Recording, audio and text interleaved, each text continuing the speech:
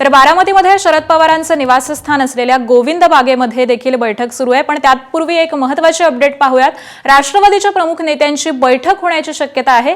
विधिमंडळ पक्षाच्या बैठकीपूर्वी प्रमुख नेत्यांची ही बैठक पार पडणार आहे अशी माहिती सूत्रांकडून समोर येते। तर राष्ट्रवादी काँग्रेसच्या कार्यालयामध्ये प्रमुख नेत्यांची ही बैठक पार पडणार आहे। या बैठकीला प्रफुल्ल पटेल, सुनील तटकरे आणि अन्य इतरही महत्त्वाचे नेते हे उपस्थित राहणार आहेत। 2 वाजता आज विधिमंडळ पक्षाच्या बैठकीपूर्वी ही एक महत्त्वपूर्ण अशी बैठक पार पडणार आहे आणि या बैठकीमध्ये राष्ट्रवादीचे जे वरिष्ठ नेते आहेत यांची ही बैठक पार पडणार आहे। त्यामुळे या बैठकीमध्ये देखील आता काय चर्चा होते, काय रणनीती आखली जाते हे पाहणं महत्त्वाचं असणार आहे। या बैठकीला तटकरे असतील, त्याबरोबरच कार्याध्यक्ष प्रफुल्ल पटेल असतील आणि इतर अन्य जे महत्त्वाचे नेते आहेत, वरिष्ठ नेते आहेत ते देखील उपस्थित राहणार आहेत। त्यामुळे या बैठकीकडे देखील आता लक्ष असणार आहे आणि याच संदर्भातले अपडेट देतात आमचे प्रतिनिधी निलेश बुधावले। निलेश,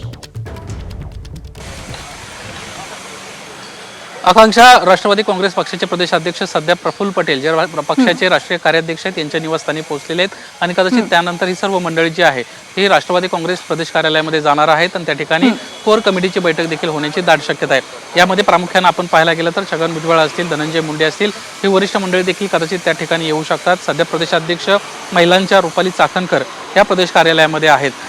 2 वाजता पक्षाच्या विधिमंडळाची एक महत्त्वाची बैठक पार पडणार आहे। विधिमंडळ नेता त्या ठिकाणी निवडण्यात येणार आहे।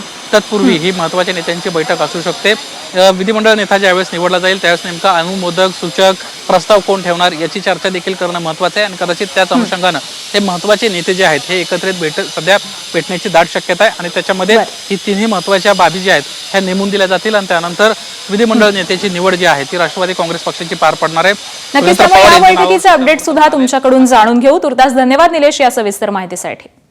आणि यानंतर आपण पुढची बातमी पाहूयात। बारामतीमध्ये शरद पवारांचं निवासस्थान असलेल्या गोविंद बागेमध्ये पवारांच्या राष्ट्रवादीच्या नेत्यांची बैठक पार पडली। या बैठकीला सुप्रिया सुळे, रोहित पवार, युगेंद्र पवार हे उपस्थित होते। तर बैठकीमध्ये अनेक महत्त्वाच्या विषयांवरती चर्चा झाल्याची माहिती मिळते। तर दुसरीकडे शरद पवार हे आज मुंबईला रवाना होणार आहेत, तर सुप्रिया सुळे या दिल्लीला रवाना होणार आहेत। पण तत्पूर्वी बारामतीमध्ये ही महत्त्वाची अशी बैठक पार पडली। आणि याच सगळ्या संदर्भातले अपडेट घेऊयात आमचे प्रतिनिधी जयदीप भगत यांच्याकडून। जयदीप, बारामतीमध्ये ही महत्त्वाची अशी बैठक पार पडलेली आहे। बैठकीमध्ये काय नेमकी चर्चा झाली आहे, काय माहिती मिळते?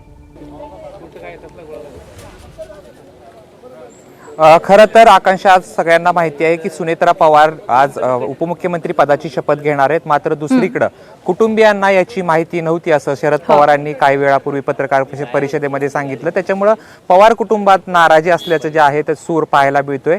त्यानंतर पवार कुटुंबाची जवळपास 40 मिनिटं जी आहे ती चर्चा झाली। त्याच्यामध्ये शरद पवार होते, सुप्रिया सुळे होते, युगेंद्र पवार होते, रोहित पवार होते, राजेंद्र पवार होते, रणजित पवार होते आणि यांची एकत्रित अशी बैठक झाली। नेमकी बैठकीत काय झालं हे अद्यापर्यंत समजू शकलं नसलं तरी एकंदरीत कशा पद्धतीनं पुढची जी आहे ती रणनीती असेल या संदर्भात बैठक झाली असल्याची माहिती प्राथमिक मिळते आहे। आता नेमकं खरं तर दोन्ही राष्ट्रवादी एकत्र येणार, एकत्रित निवडणूक लढणार, पक्ष विलीन होणार हे सगळं ठरलं होतं। मात्र अजित पवारांचं अकाली निधन झालं आणि त्याच्यानंतर जे आहे ते अनेक प्रश्नांचे आहेत ते या ठिकाणी पुन्हा एकदा आता अनेक प्रश्न उपस्थित राहत आहेत। त्याच्यामध्ये सुनेत्रा पवार जे आहेत ते आज शपथ घेत आहेत। त्याच्यामुळे जे आहे ते पवार कुटुंबात नाराजी असल्याचं बोललं जाते आणि त्यामुळे या सगळ्याच्याच पार्श्वभूमीवरती पवार कुटुंबियांची ही महत्त्वपूर्ण अशी बैठक पार पडलेली आहे। धन्यवाद या सविस्तर माहितीसाठी। आणि यानंतर पुढची एक महत्त्वाची बातमी, राष्ट्रवादीच्या दोन्ही गटामध्ये विलीनीकरणाची इच्छा होती। माजी मंत्री राजेश टोपे यांनी ही माहिती दिलेली आहे। शरद पवारांनी दादांना एकदा नाश्त्याला बोलावलेलं तेव्हाही चर्चा झाली असं टोपेंनी माहिती दिली आहे। तर पवार साहेबांनाही आम्ही एकत्र आलं तर बरं होईल असं म्हणालो असं देखील राजेश टोपे यांनी म्हटलेलं आहे। आम्ही गेलो होतो कृषी प्रदर्शनाला। कृषी प्रदर्शनाच्या निमित्ताने दादांनाही पवार साहेबांनी नाश्त्याला बोलवलं होतं। दादा नाश्त्याला आले होते। आमची बैठक त्या निमित्ताने अनौपचारिक बैठक झाली। इच्छा दोन्ही पक्षाची एवढी आहेच की आपण सगळ्यांनी एकत्र राहिलं पाहिजे आणि आम्ही साहेबांना विनंती केली की साहेब आपण एकत्र राहिलं तर बरं होईल, एवढीच, बाकी काहीच नाही। एवढं, थँक्यू। एबीपी माझा, उघडा डोळे बघा नीट।